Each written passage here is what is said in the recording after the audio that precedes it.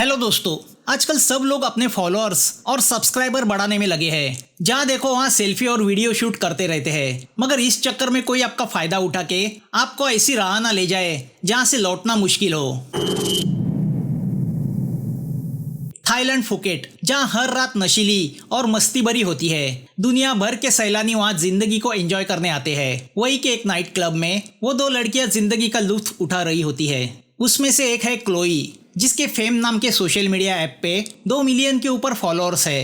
तो दूसरी है जेन, जिसके फेम पे 1 मिलियन के ऊपर फॉलोअर्स है। दोनों की हाल ही में दोस्ती हुई है। तभी क्लोई को किसी का मैसेज आता है कि किसी लग्जरी याcht पे उसका इंतजार हो रहा है। रात को 1 बजे क्लोई को कहीं जाता देख जेन उससे पूछती है तो क्लोई बताती है कि वो उसके स्पॉन्सर से मिलने जा रही है। तो जेन भी उसके साथ जाने में इंटरेस्ट दिखाती है। क्लोई किसी को मैसेज करके बताती है कि वो उसके साथ उसके एक दोस्त को लेके आ रही है। दोनों कार में बैठ के याcht की तरफ निकलती है, मगर वहां जाने के बाद जेन को अपनी गलती का एहसास होता है और उस रात के बाद से जेन लापता है। अब अमेरिका के डेकोटा सिटी के एक रैंच में घोड़े पे सवार करीसा हमें दिखाई देती है। उसका भी फेम ऐप पे अकाउंट है और उसके फॉलोअर्स है सिर्फ 1400। उसकी छोटी सिस्टर शॉर्लेट के 6000 फॉलोअर्स है। अब फॉलोअर्स ज्यादा है तो शॉर्लेट फोटो खींचने के पार्ट अपनी बड़ी सिस्टर को देती है। उनके डैडी जोसेफ ही उनकी परवरिश कर रहे हैं, क्योंकि करीसा की माँ की मौत हो चुकी है। खाने के टेबल पे जोसेफ अपनी दोनों बेटियों से कहता है कि उसके ऊपर 400,000 का कर्जा है, तो उसने किसी वेयर हाउस में जॉब करने का फैसला किया है, जिससे करीसा गिल्ट फील करती है कि वो उसकी फैमिली के लिए कुछ नहीं कर पा रही। तो वो जोसेफ से कहती है कि वो कोई जॉब कर लेगी, मगर इतना बड़ा कर्जा छोटी नौकरी से थोड़ी चुकता होने वाला है। रात को करीसा जॉब पोर्टल पे जॉब ढूंढने की कोशिश करती है, मगर सभी जगह कम सैलरी देख के वो डिप्रेस हो जाती है। करीसा ने अपलोड किए फोटो को 700 लाइक्स मिले हैं। तो अब शॉर्लेट उसे आइडिया बताती है कि फेम पे जो टॉप का इन्फ्लुएंसर है उसका अपने हैशटैग पे नाम डालो।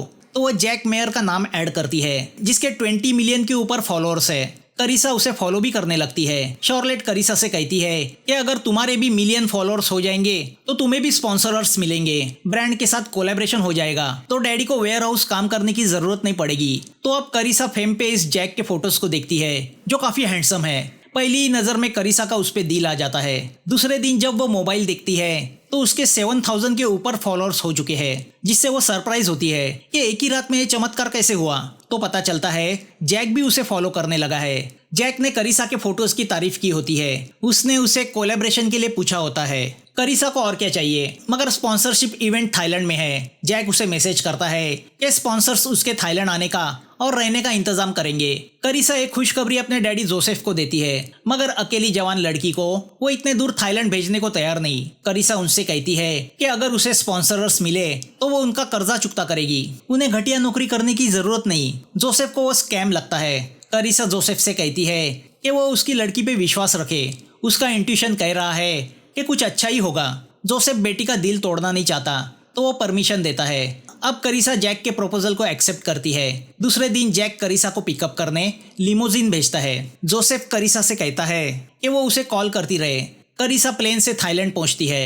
एयरपोर्ट पे ही जेन के मिसिंग पोस्टर दिखाई देते हैं। एयरपोर्ट पे उसकी मुलाकात जेनर और किमी से होती है। वो भी फेम स्पॉन्सरशिप इवेंट में हिस्सा लेने आए हैं। मायामी उन्हें पिकअप करने आया है। सिटी से दूर वो एक विला पहुंचते हैं, जहां उनके जैसे ही और भी कई लोग आए होते हैं। आसपास की खूबसूरती को देख के करीसा फोटो निकालने जाती है, तो फियोना उसे मना करती है, जो उस विला की ओनर है और इस इवेंट की बिजनेस मैनेजर। तभी हैंडसम जैक आके अपने आप को इंट्रोड्यूस करता है। जैक इस इवेंट कंपनी का ब्रांड एम्बेसडर है। वो सभी से कहता है कि चूंकि इवेंट सीक्रेटली होने वाला है तो बिना हमारे स्कैनिंग के मोबाइल यूज करना मना है। स्कैनिंग के बाद उन्हें उनके मोबाइल वापस किए जाएंगे।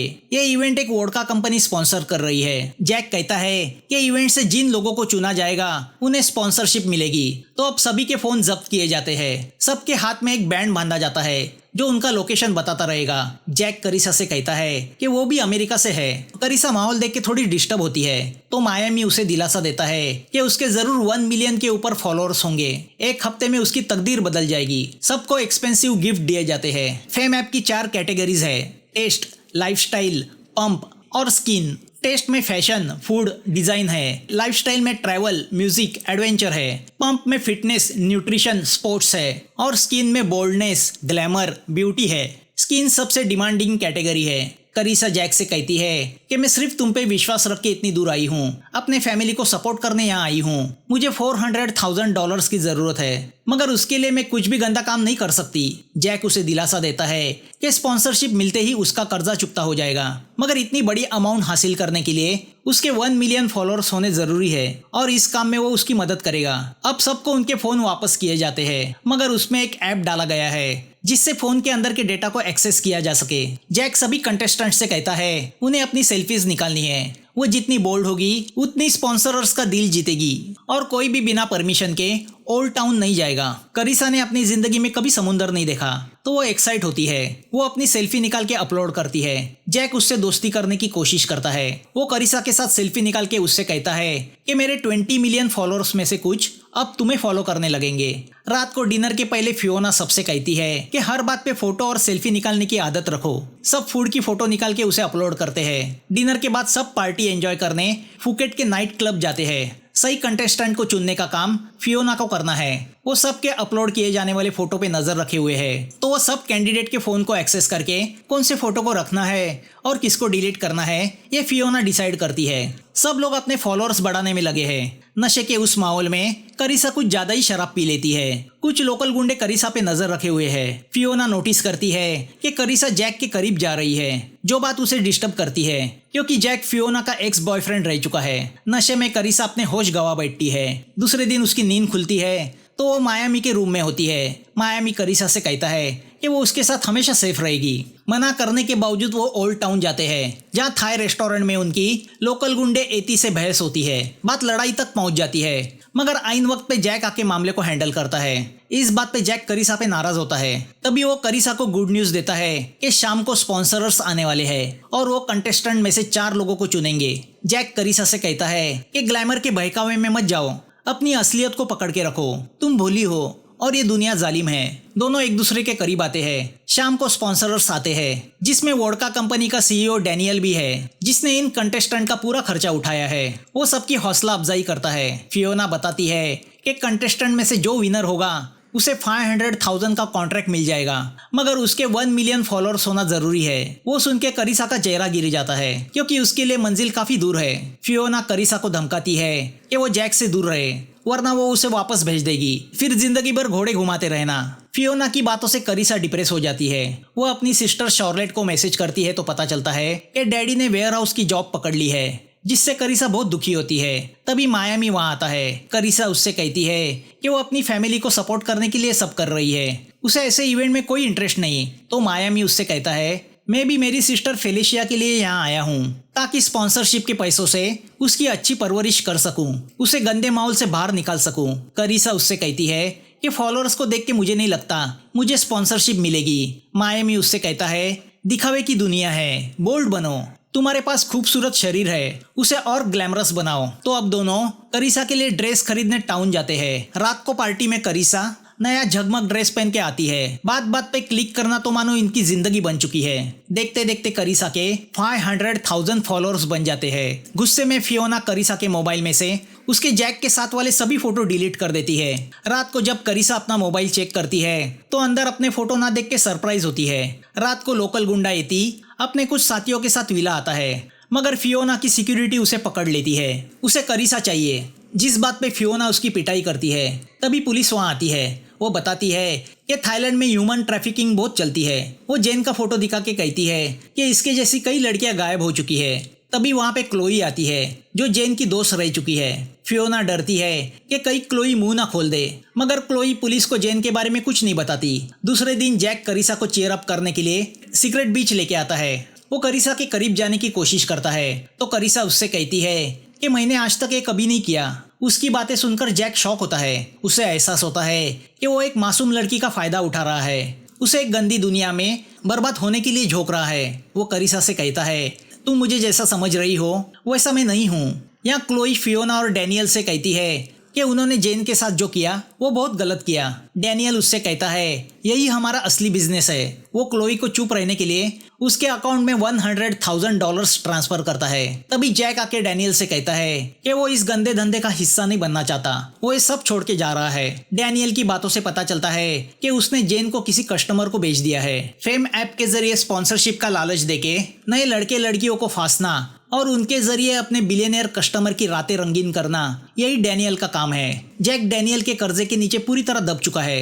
गैम्बलिंग की आदत ने उसे कर्जे में डुबा दिया है। लड़कियों को बेचने में फियोना का भी हाथ है। ये सुन के जैक बहुत दुखी होता है, मगर अब जैक ये पाप नहीं करना चाहता। डैनियल उसे धमकी देता है कि अगर वो छोड़ के गया तो उसे खत्म किया जाएगा। डैनियल जैक को लालच देने के लिए उसके अकाउंट में $1 मिलियन ट्रांसफर करता है। डैनियल उससे कहता है कि ऑक्शन की पूरी तैयारी हो चुकी है। उसके बिलियनियर क्लाइंट थाईलैंड आ चुके हैं, अब पलट नहीं सकते।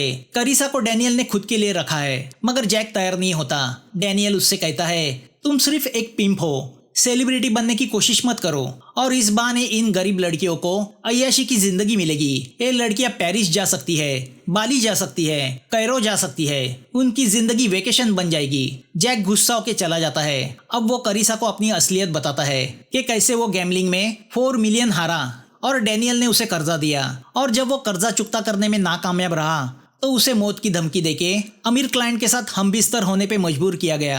डैनियल अपने अमीर क्लाइंट के लिए लड़के लड़कियां सप्लाई करता है, जिसके लिए वो फेम ऐप इस्तेमाल करता है, क्योंकि इस धंधे में $1 मिलियन है। जो मना करता है उसे शूट किया जाता है। हम इन्फ्लुएंसर की आड़ में दलाली करते हैं, लड़के लड़कियों का दिल जीत के उन्हें यहाँ बुलाते हैं, पार्टियां देकर उन्हें खुश रखते हैं और स्पॉन्सरशिप के नाम पे उन्हें इन क्लाइंट के साथ हमबिस्तर होने पे मजबूर करते हैं। अमीरों की फैंटेसी पूरी होती है और हमें पैसे मिल जाते हैं। जैक की बातें सुन के करीसा शॉक होती है कि उसके सपनों का राजकुमार दरअसल एक पिंप है। जैक उससे कहता है कि यहाँ तक तो सब ठीक था, मगर अब इन अमीर क्लाइंटों ने लड़कियों को खरीदने का नया धंधा शुरू किया है, जिसकी शिकार जेन हुई। अब लड़के लड़कियों को ऑक्शन किया जाता है। जैक ये सब बता रहा होता है कि तभी किमी को किडनैप किया जाता है। जैक करीसा से कहता है उन्हें भागना होगा। अब हर रूम से लड़के लड़कियों को उठाने का काम शुरू होता है। करीसा अकेली नहीं भागना चाहती, वो मायामी और जेनर को भी साथ लेना चाहती है। जेनर सिक्योरिटीज के साथ फाइट करके अपने आप को बचाता है। डैनियल क्लोई को भी ऑप्शन में रखने का फैसला करता है, क्योंकि वो डैनियल के राज को जान चुकी है। जैक, करीसा और जेनर भागने की कोशिश करते हैं, मगर डैनियल जैक के पैर पे फायरिंग करके उन्हें पकड़ता है। यहाँ पता चलता है कि डैनियल ने मायामी की सिस्टर को किडनैप किया है और इसीलिए वो पिंप का काम कर रहा है। अब सबको बेहोश करके ऑक्शन के लिए ले जाया जाता है। फियोना करीसा से कहती है तुम्हें भी जेन की तरह सबसे पहले रशियन को बेचा जाएगा। जब वो तुमसे तंग आ जाएगा तो वो तुम्हें किसी अरब कंट्री में शेख को बेचेगा और उसी तरह आगे भी तुम्हारा सौदा होता रहेगा। इस बहाने तुम रशिया, यूरोप, अफ्रीका घूमोगी, क्या पता कभी अमेरिका भी जाओगी, मगर अपने घर कभी नहीं जा पाओगी। फियोना उसे भी बेहोश कर देती है। रात को जैक को होश आता है तो फियोना उससे कहती है मैंने तुम्हें तो बचा लिया है, मगर तुम्हें अपना इरादा बदलना होगा। जैक को करीसा की फिक्र हो रही है। वो फियोना से कहता है हम हमें बचाने के लिए इतना नहीं गिर सकते कि मासूम लोगों का सौदा करे। तो वो फियोना को छोड़ के वहां से निकलता है। यहाँ ऑक्शन के लिए अमीर क्लाइंट आने शुरू होते हैं। इस ऑक्शन को फियोना होस्ट कर रही है। ऑक्शन के लिए 4 लोगों को रखा गया है, जेनर, मायामी, क्लोई और किमी। ऑक्शन के बाद खरीदे हुए इन लोगों के साथ मजे करने के लिए लग्जरी यॉट रखी गई है। किमी का 3.2 मिलियन में सौदा होता है तो जेनर का 4 मिलियन में सौदा होता है। यहाँ यॉट पे करीसा को होश आता है। डैनियल आके करीसा से कहता है कि उसने उसे खुद के लिए बचा के रखा है। अब तक फियोना उसे खुश करती थी, अब वो उसकी हमबिस्तर बनेगी। तभी बोट से जैक यॉट पे पहुंचता है और डैनियल की सिक्योरिटीज को बेहोश करने लगता है। तभी सौदा किए गए उन 4 को भी यॉट पे लाया जाता है। उन्हें वेलकम करने डैनियल जाता है तो करीसा को बचाने जैक उसके रूम में आता है, मगर वो जैसे ही रूम से जाने मोड़ते हैं डैनियल वहां आता है। वो जैक को बेहोश करता है तो करीसा डैनियल को गन पॉइंट पे लेती है और उसे बेहोश करती है। अब वो गन लेके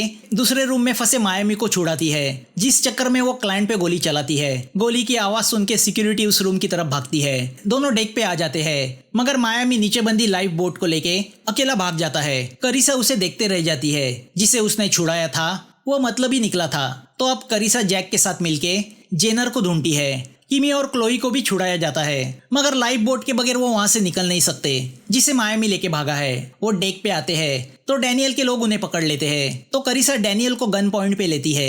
डैनियल उससे कहता है कि गन में सिर्फ 2 ही गोलियां थी, एक मैंने जैक पे चलाई थी और एक तुमने क्लाइंट पे चलाई थी। वो जैक से कहता है ये सब गड़बड़ी तुम्हारी वजह से हुई है।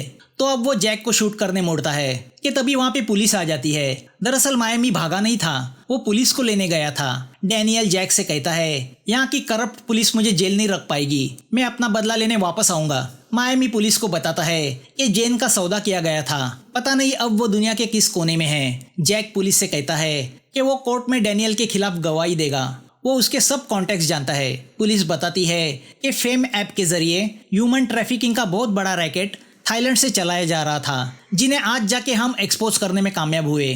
करिसा कहती है मैं हमेशा समुंदर को देखने के लिए क्रेजी थी, मगर आज के बाद मैं कभी समुंदर को नहीं देखूंगी, मैं मेरा फार्म भी नहीं बचा पाऊंगी। जैक उससे कहता है फिक्र मत करो, मैंने तुम्हारे अकाउंट में 1 मिलियन डाले हैं जो मेरे है ही नहीं, मगर जरूरत पड़ी तो मुझे अपने फार्म पे जरूर कुछ छोटा मोटा काम दे देना।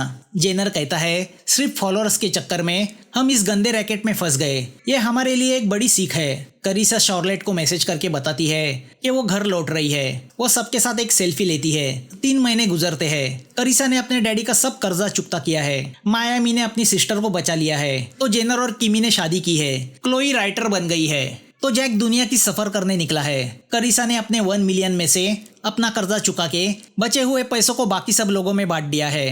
तभी करिसा को फियोना का मैसेज आता है, जो पुलिस के चंगुल से भाग चुकी थी। वो करिसा से पूछती है कि क्या तुम ये जानना नहीं चाहोगी जेन कहाँ है। तो क्या अगले पार्ट में करिसा जेन को ढूंढेगी? मूवी यहाँ खत्म होती है। दोस्तों आप एक्सप्लेनेशन देखते हो मगर सब्सक्राइब नहीं करते, ये भी कोई बात हुई? बस एक बटन तो दबाना है, मगर उस एक बटन से हमारा बहुत सारा हौसला बढ़ जाता है, तो प्लीज सब्सक्राइब कीजिए। Thank you for watching. फिर मिलेंगे नए वीडियो के साथ। Bye and take care.